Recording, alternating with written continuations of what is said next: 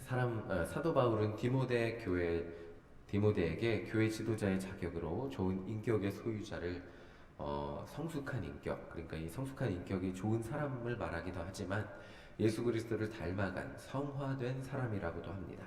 이렇게 성화된 사람을 신앙의 모범이 되는 자라고 이야기하고 감독과 집사로 삼아야 한다고 디모데전서 3장에서 권면하였습니다. 그리고 이제 오늘 4장으로 와서 교회에서 조심해야 할 잘못된 가르침에 대해서 알려주고 있습니다. 사도 바울은 이런 것들을 가르치는 사람들을 미혹하는 영과 귀신의 가르침이라고까지 말하고 있습니다. 어떤 가르침인지 3절을 함께 읽어보겠습니다. 우리 3절 함께 읽어보겠습니다. 시작. 혼인을 금하고 어떤 음식물은 먹지 말라고 할 터이나 음식물은 하나님이 지으신 바니 믿는 자들과 진리를 아는 자들이 감사함으로 받을 것이니라. 자, 혼인을 금하고 음식물을 먹지 말라는 가르침이 있다고 합니다. 로마 사회가 퇴폐적이고 향락적인 사회였기 때문에 그 문화에 이런 너무 이렇게 한쪽에 너무 퇴폐적으로 이렇게 향해 있으면 그 반대쪽 사람들은 언제나 나타나기 마련입니다. 그 문화의 염증을 느끼고 반대로 금욕적으로 살아가자고 하는 사람들이 나타났습니다. 문제는 하나님이 창조하신 아름다운 남자와 여자를 관계를 통해서 부부가 되고 생육하고 번성하는 것이 하나님의 창조를 완성하며 살아가는 것인데 이것을 부정하는 가르침을 교회 안에도 퍼뜨렸다는 것입니다. 성적으로 이야기하는 것, 남자가 여자가 무슨 성적인 것들은 모두 물러나니까 안 되니까 극단적으로 남자는 여자를 가까이 하면 안 되고 여자는 남자를 가까이 하면 안 되고 이렇게 가르쳤습니다. 또 금욕적인 태도로 음식물을 먹음에도 절제하라고만 가르쳤습니다. 로마 시대에는 이 음식물에 대한 낭비가 심했다고 합니다. 여러분들 들어보셨겠지만 이렇게 먹고 토하고 그러니까 맛을 느끼는 그 혀에만 쾌감을 느끼는 쾌락을 느끼고 그리고 배가 부르니까 그냥 다 토해버리고 또다시 그 맛있는 음식을 먹는 그 음식의 맛만 느끼고 이렇게 음식에 대한 쾌락을 추구하는 사람들이 있었기 때문에 그 반대의 사람들도 나타났죠. 굉장히 절제하고 고행적으로 배고픔만 없앨 정도로 음식물을 섭취하라고 하는 사람들이 나타났던 것입니다. 그런데 사도 바울이 경계하라고 한 이 두 가지 가르침을 통해 알 수 있는 것은 하나님이 주신 이 세상의 삶이라는 것은 선물이라는 거예요. 그리고 고행의 자리로만 만들려고 하면 안 된다는 거예요. 하나님이 이 세상을 창조하시며 보시기에 좋았다고 합니다. 그리고 인간에게 이 땅에서 생육하고 번성하라고 명령하셨습니다. 그리고 창세기를 보면 하나님이 이 땅에 있는 모든 것을 인간에게 먹으라고 선물로 주셨습니다. 이 세상에서의 삶을 축복하셨죠. 남자와 여자의 관계도 하나님의 축복이고 음식물을 먹고 생명을 유지하는 것도 하나님의 축복입니다. 그래서 우리가 단지 음식물을 먹지만은 않아요. 이렇게 생명을 유지해야지. 그리고 먹지만은 않습니다. 인간에게는 어떤 세포가 있죠? 맛을 느끼는 세포가 있다고 하잖아요. 그래서 이 음식을 먹을 땐 이런 맛을 느끼는 기쁨이 있고 저 음식을 먹을 땐 저 맛을 느끼는 기쁨이 있습니다. 그래서 하나님은 우리에게 음식을 먹는 기쁨도 허락을 해주셨다는 겁니다. 자, 그래서 사도 바울은 4절에서 이렇게 말을 합니다. 4절 함께 읽어보겠습니다. 4절입니다. 함께 읽겠습니다. 시작. 하나님께서 지으신 모든 것이 선함에 감사함으로 받으면 버릴 것이 없나니.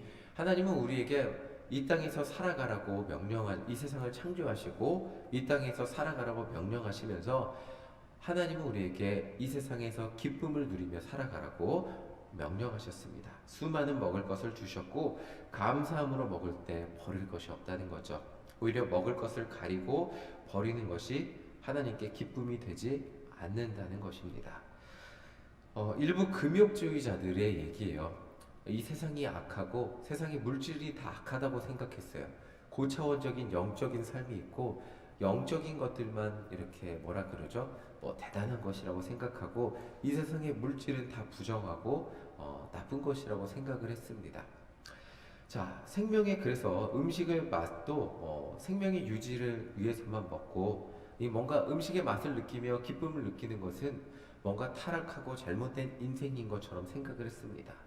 뭔가 이 초월적 영성을 생각했기 때문에 그런 인생의 고행적인 삶을 살아야만 남들과 다른 초월적인 경지에 오를 거라고 주장을 했습니다.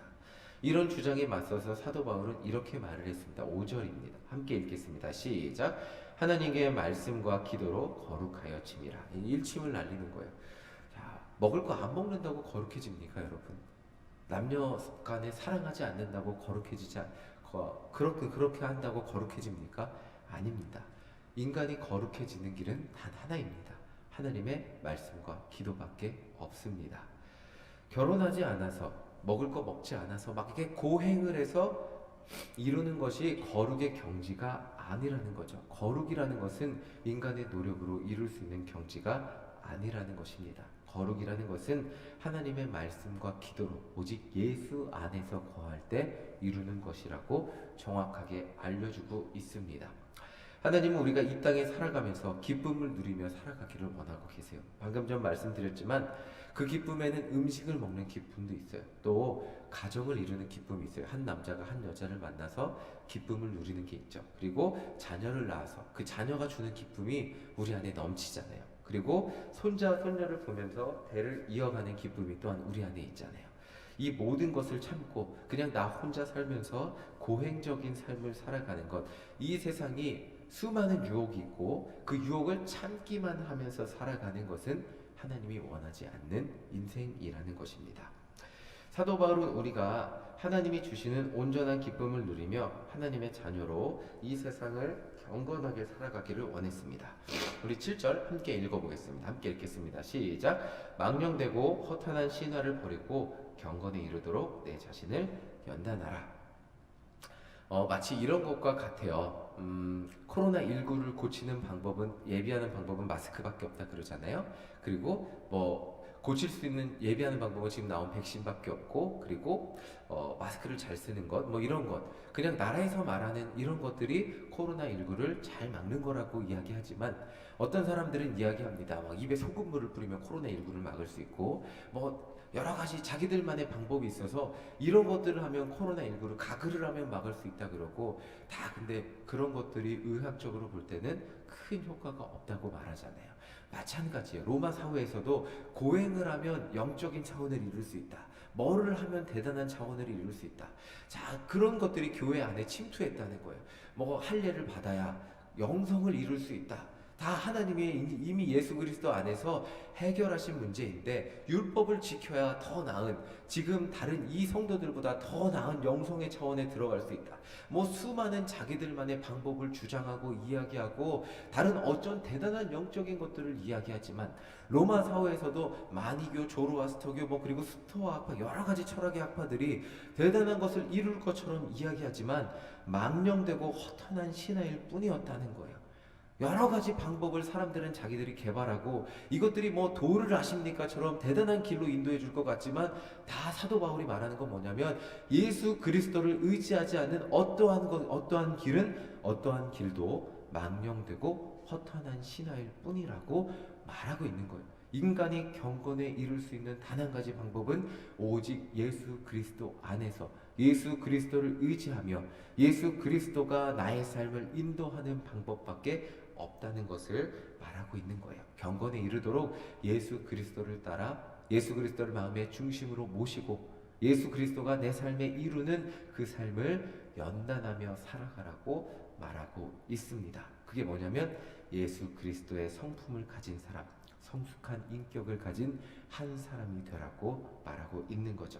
자, 그리고 이 성숙한 인격은 하나예요. 성경에서 말하는 그것은 하나예요. 하나님을 사랑하고 이웃을 내 몸과 같이 사랑하는 사람이 되는 것입니다. 자, 10절을 함께 읽어보겠습니다. 우리 10절 함께 읽겠습니다. 시작. 이를 위하여 우리가 수고하고 힘쓰는 것은 우리 소망을 살아계신 하나님께 두미니 곧 모든 사람, 특히 믿는 자들의 구주시라.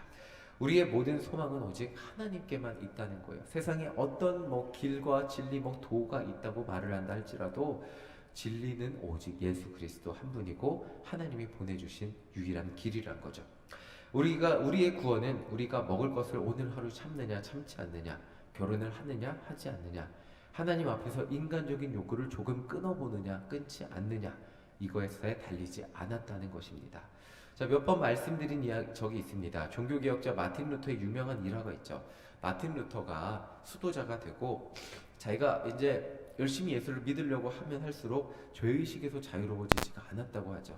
그리고 고행을 하면 할수록 인간적인 욕구를 끊으면 끊을수록 그래도 안 됐다고요. 하루 종일 아무것도 안 하고 그냥 기도만 했는데도 마음속에서 일어나는 죄의식 때문에 해결이 안 돼서 괴로웠다고 합니다. 하나님, 내가 이 사망의 법에서 어떻게 해결돼야 됩니까? 그때 깨달은 말씀이 오직 의인은 믿음으로 말미암아 살리라 라는 말씀에 자신이 자유로워졌다고 고백을 했죠. 인간은 자기 스스로 아무리 고행을 해도 죄의식에서 자유로워질 수 없습니다. 마음속에서 수없이 피어나는 그 죄의 욕구와 죄의식에서 괴로울 수밖에 없는 게 인간입니다. 그때 우리에게 찾아오는 것이 예수 그리스도께서 자유롭게 해주시는 오직 의인은 십자가의 보혈로 의롭게 된 의인은 그것을 믿음으로 말미암아 살아나게 된다는 것입니다. 오직 예수 그리스도를 믿는 믿음으로만이 우리가 의롭게 된다는 거죠. 경건하게 된다는 것입니다. 오직 우리가 의롭게 되는 길은 단 하나입니다. 예수 그리스도의 십자가 능력을 의지하는 것밖에 없어요. 어제도 우리는 부족한 삶을 살았어요. 어제 우리 함께 새벽 예배를 드리고 하루를 살았는데 어떠셨습니까? 온전한 하루가 되셨습니까? 저는 부족한 하루였어요. 또 오늘도 아무리 기도해도 부족할 수밖에 없는 삶을 살겠지만 그럼에도 불구하고 우리의 모든 죄를 용서하시고 구원하시는 예수님의 능력을 의지할 때 우리는 하나님 앞에서 의로운 자가 될 수 있다는 거예요. 왜? 십자가의 보혈이 오늘도 우리를 정결케 하시기 때문입니다.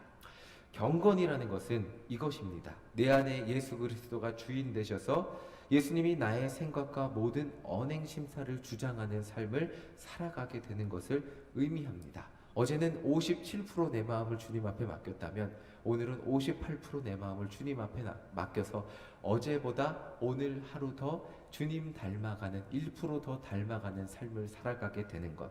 결국 천국까지 주님 앞에 가는 그날까지 99% 닮은 주님 닮은 자가 되어 내가 예수님이 내 마음을 더 많이 주장하게 되어서 예수님이 나의 삶을 인도하게 되는 삶을 살아가는 것. 이것이 진정한 경건을 이루며 사는 삶입니다. 그렇기 때문에 오늘 하루도 예수님이 내 마음에 없다면, 내 삶을 주장해 주시던 예수님이 없다면 경건의 주체가 사라지기 때문에 오늘이라도 다시 이전과 같은 삶을 살아갈 수밖에 없는 것.